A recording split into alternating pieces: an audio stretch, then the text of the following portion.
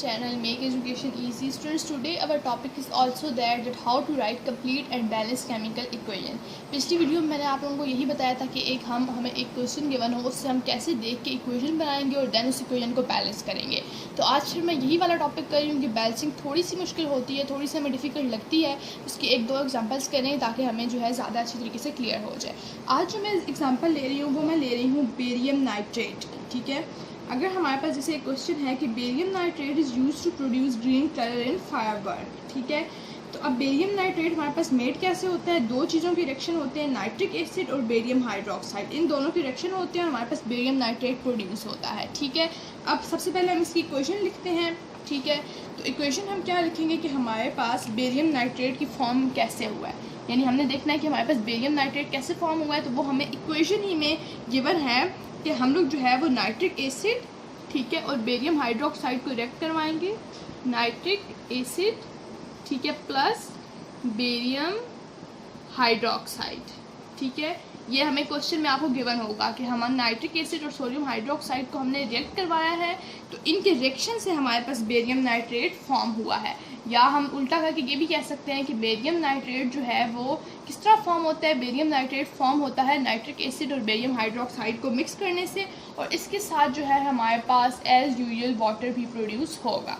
अब इसको हम फार्मूला की फॉर्म में लिख लेते हैं। नाइट्रिक एसिड का फार्मूला हमारे पास होता है HNO3। ये भी हमें क्वेश्चन में गिवन होगा। बेरियम हाइड्रोक्साइड का हमारे पास फार्मूला होता है BaOH होल ट्वाइस। ठीक है, बेरियम नाइट्रेट का हमारे पास फार्मूला होता है BaNO3 twice and water is H2O। अब ये तो हमने क्वेश्चन से देख के लिख ली इक्वेशन। ठीक है, इक्वेशन लिखनी मुश्किल नहीं है, क्वेश्चन में साफ लिखा हुआ था कि barium nitrate is form by reaction of nitric acid with barium hydroxide. हमने पहले वो इंग्लिश में लिखा, देन उनके हमें साथ फार्मूलाज भी गिवन थे, हमने वो भी लिख लिए। अब जो नेक्स्ट मसला है वो है हमारे पास इसको बैलेंस करने का। ठीक है, तो सबसे पहले हम एक चीज़ देखते हैं कि अब HNO3 को अगर हम देखें, ठीक है, HNO3 में हमारे पास जो है 1 जो है वो हाइड्रोजन एटम है। ठीक है, और BaOH ट्वाइस पे हमारे पास 2OH ग्रुप्स हैं। ठीक है, तो हम क्या करेंगे, हम मल्टीप्लाई करेंगे HNO3 को 2 से, यानी जिस तरह से मैं आपको बता रही हूँ कि अब यहाँ पे हम HNO3 के साथ लगा देंगे 2। ठीक है, अब ये HNO3 के साथ हमने 2 क्यों लगाया है?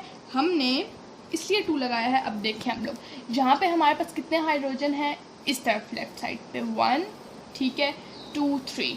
इस साइड पे हमारे पास 3 हाइड्रोजन है, 1 ये हो गया और 2 ये हो गए। ठीक है, तो 3 हाइड्रोजन हमारे पास इस साइड पे हैं, और अगर इस साइड पे हम लोग देखें तो हमारे पास 2 हाइड्रोजन है जस्ट।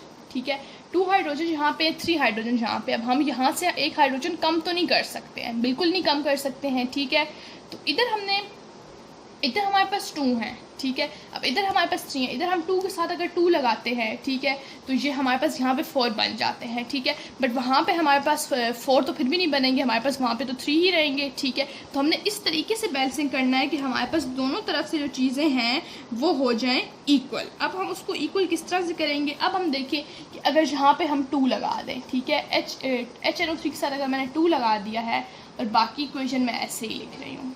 ठीक है, हम देखते हैं कि कुछ बैलेंसिंग हुई है HNO3 के साथ 2 लगाने से या नहीं हुई है हमारे पास। तो नाउ लेट्स सी। अब देखें, अब हमारे पास इस तरफ 1, 2, 3, 4 हाइड्रोजन अब हमारे पास इस तरफ हो गए, और इस तरफ हमारे पास 2 ही हाइड्रोजन अभी तक मौजूद है। इन 2 को 4 बनाने के लिए बहुत सिंपल है। देखिए, 2 को 4 बनाने के लिए बहुत सिंपल है, आप इसके साथ 2 लगा दें तो इधर भी 4 हाइड्रोजन हो गए, इधर भी 4 हाइड्रोजन हो जाए। एक बार मैं फिर आप लोगों को बता देती हूँ, हमने सिंपल इक्वेशन ये लिखी। ठीक है, हमने दोनों तरफ हाइड्रोजन को देखा, यहाँ पे हमने हाइड्रोजन देखे 3 थे, यहाँ पे हमने हाइड्रोजन देखे 2 थे।